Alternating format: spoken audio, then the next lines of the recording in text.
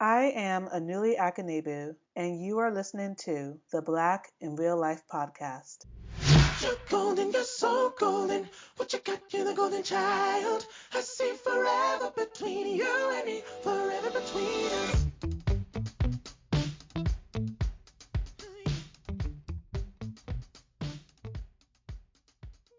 This is the last episode of the first season of the Black in Real Life Podcast. Thank you so much to everyone who has listened to this podcast. Thank you so much to my guests who participated in conversations with me. What I want to do for today's episode, the final episode of season 1, is to give my guests the last word.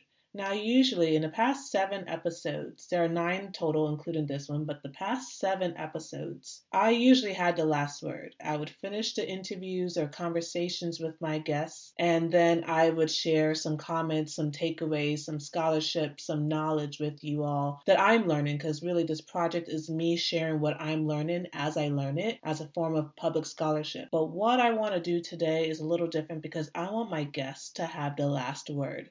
So there will be no takeaways, no comments from me aside from what I'm saying now. And what I'm going to do today is to reveal that at the end of each episode or at the end of each conversation, I had asked every guest the same question, but I did not share answers to this question on their episodes because I was holding back and wanting to compile all of their responses to this one question for a special episode, this episode that you are listening to right now. So for the first time ever, you will hear all of the guests answer the very same question in one episode. And that question is, what does it mean to you to be Black?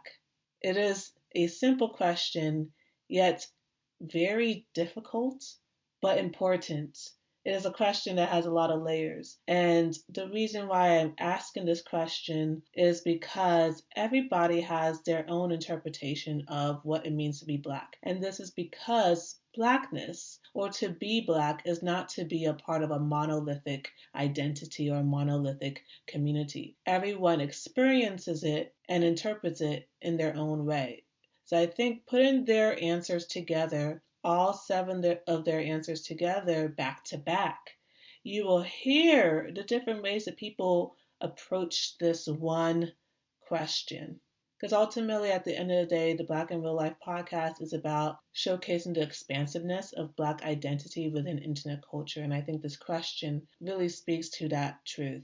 So, for the last time, without further ado, let's get into my conversations with all of my guests as they answer in order of their appearance on the podcast, as they answer, what does it mean to them to be Black?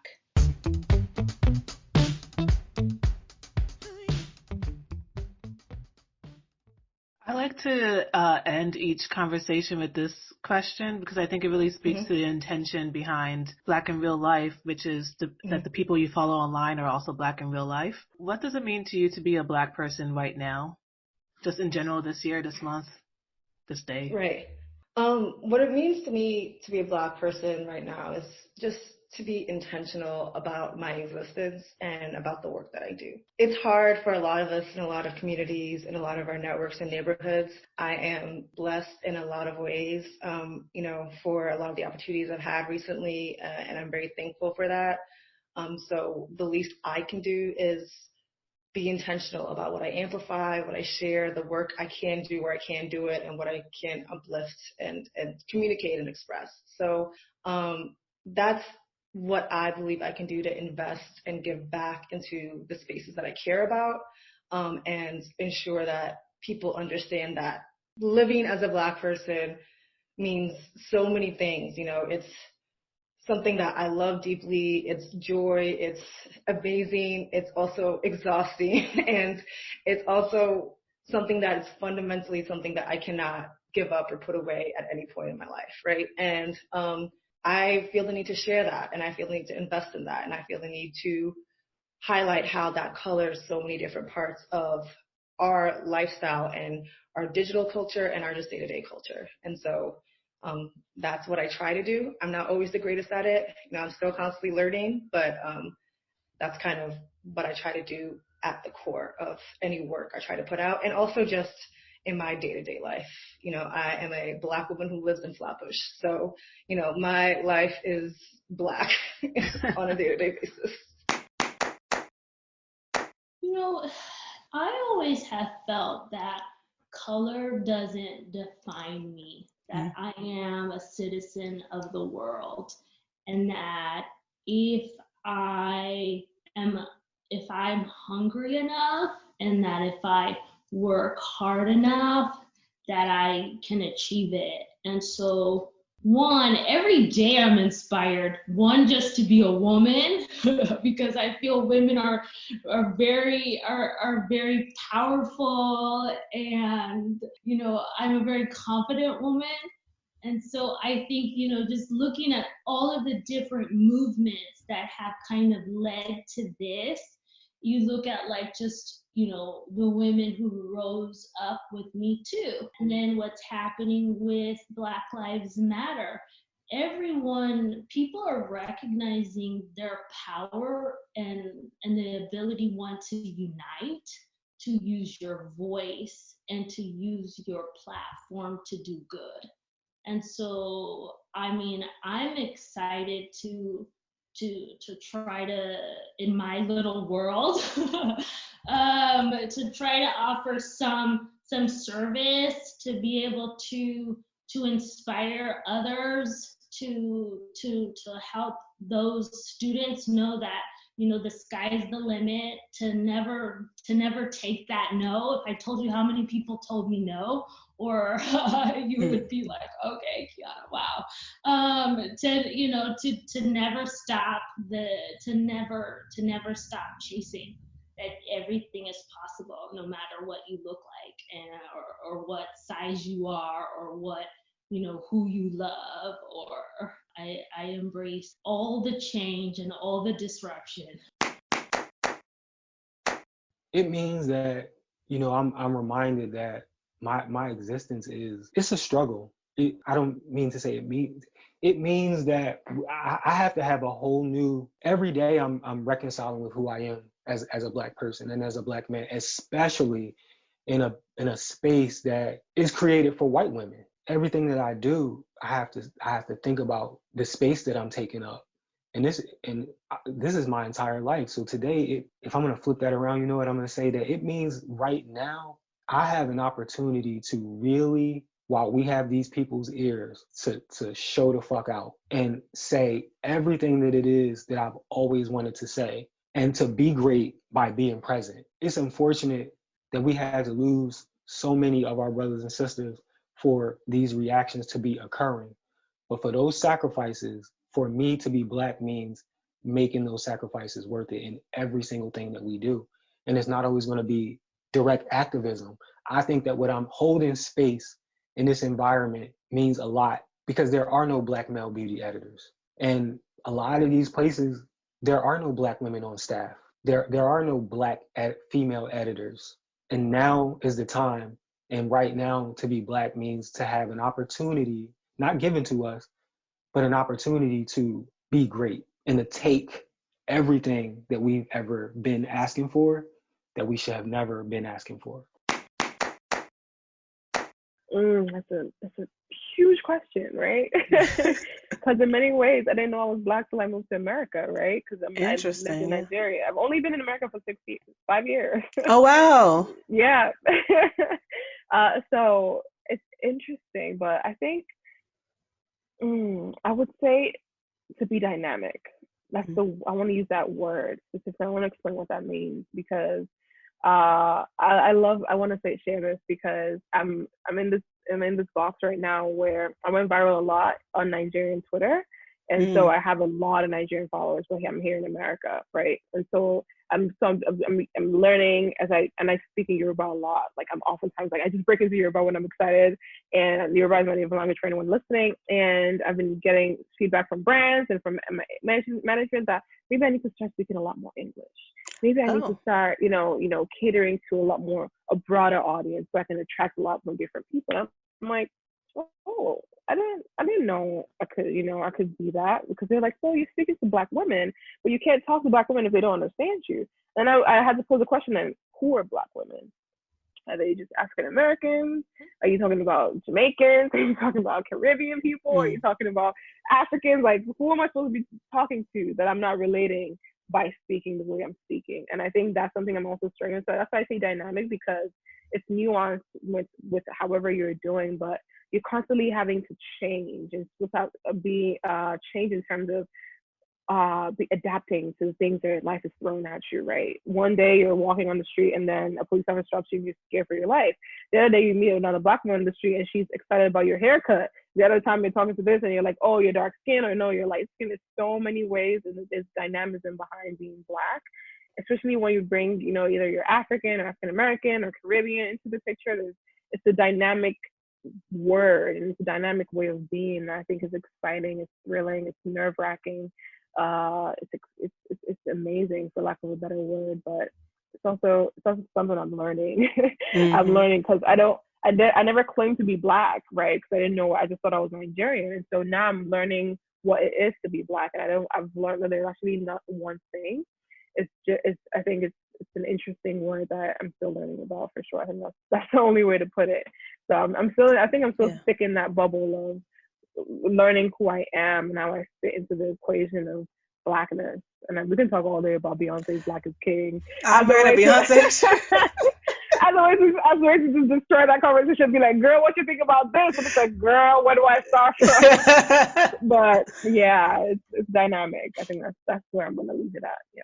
I do appreciate you bringing up the diasporic perspective of being Black, because one thing I want to do in my research, even though I'm focused on Black content creators in the United States, I do bear in mind that it's not just African American type of Black, right? It's also Black from the Caribbean, Black from Africa, Black from anywhere in the world. There are Black people. Because like I realized a lot of the amazing Black women I follow, Black content creators specifically, are Nigerian. Either they're Nigerian immigrants, or they're African immigrants in some way from a different country, or they may be African Americans from different countries. And I remember I never thought of them as Nigerian content creators. I just thought of them as Black YouTubers, right? I think of Patricia Bright, I think of Jayla Corian, Ashley, and so many, Missy Lynn, and I think of like Jackie and all these amazing people doing the sports sociology.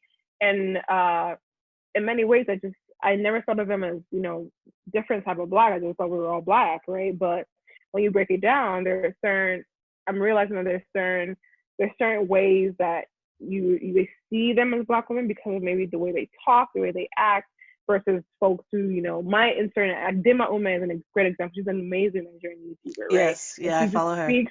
She's incredible, and her content is amazing, but she caters to a Nigerian audience. Because she's in Nigeria. She's in Nigeria, but and that's something I'm also struggling with now. It's like, I cater to a Nigerian audience because I have an American accent sometimes, and I put it on because it's just easier to talk in this country this way. See, that's a performance, though. See, that's the thing, though. Like, that's how I've had to learn to talk in America, period, since I came here, right? But I also wanted to assimilate into the culture, so I was like, okay, you know what, I'm gonna do this. But then when I post content, everybody knows I speak like, now I'm like, okay, I break into Yoruba, I'm talking because I'm more comfortable that way. You know what I mean? I think it's interesting because it takes a lot to sort of learn where you fit in, if you want to fit in at all. And I think I'm right now, honestly, and I think it's the first time I'm actually saying that, I'm just existing now. I'm gonna see where the world sort of pushes me to be, and I'm just gonna post content, and I'm just hoping the right audience comes to me, regardless of what they are or where they're from. What does it mean to be a Black person right now? I think it means finding joy in the most basic stuff. I think, right now we are inundated with information and images of Black pain and Black trauma and Black death. And I think it's really easy to be I don't know, the word dried up is in my head. Like I always think about flowers and trees, right? And I think that like if there are too many weeds or there's too much stuff around a tree, it can't grow properly, right? The roots try to grow out and there's things in its way, so it dies off.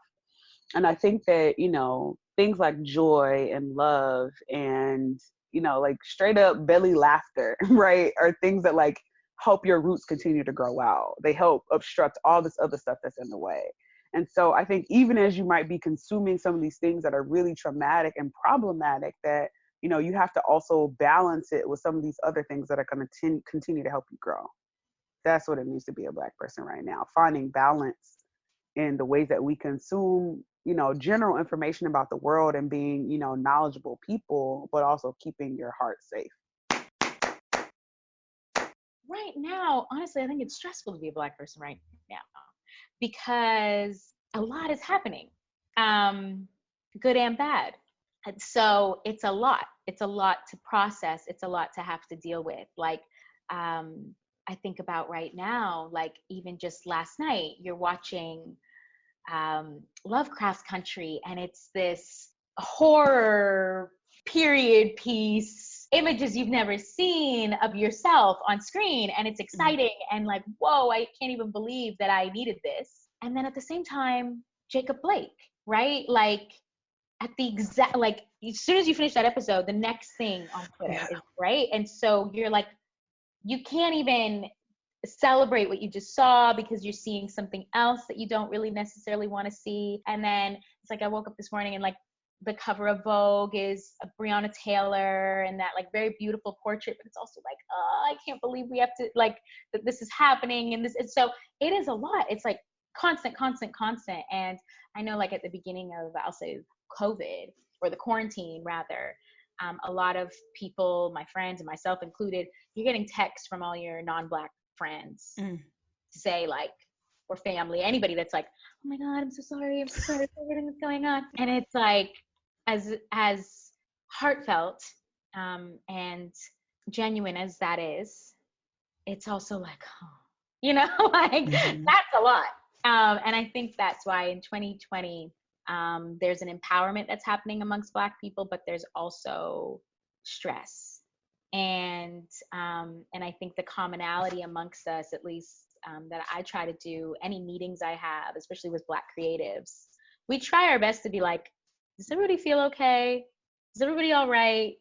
Just before we even get into the work, because to think that on top of dealing with like our own daily stuff, just being human, then there's the stuff that's happening to Black people all of the time, all over the world. Then there's, I also have to work. I also have to create. I also have to keep going. Like it's a lot of stuff. And so I think being a Black person right now has a lot of beauty, but it also has a lot of pain. I mean, it's really, I guess, I'm not going to say it's like really hard because of course, like there are people like Angela Davis who's like, bitch, you have not even gotten going yet. But I think it's a lot of exploring your own identity and just like finding and establishing proper boundaries with people. And I mean, for me, it means like changing a lot of relationships I have and looking at like who I want to share my energy with and realizing that Blackness is a gift and you have the ability to do with it what you want. You have just listened to a production of the Black in Real Life podcast, hosted by Anuli Akanegbu, developed by Anuli Akanegbu, scripted by Anuli Akanegbu, edited by Anuli Akanegbu, with research support by Anuli Akanegbu. The music was graciously provided by Garth, whose single Wild can be streamed on anywhere you can find music. Thank you, and remember, the people you follow online are also Black in real life.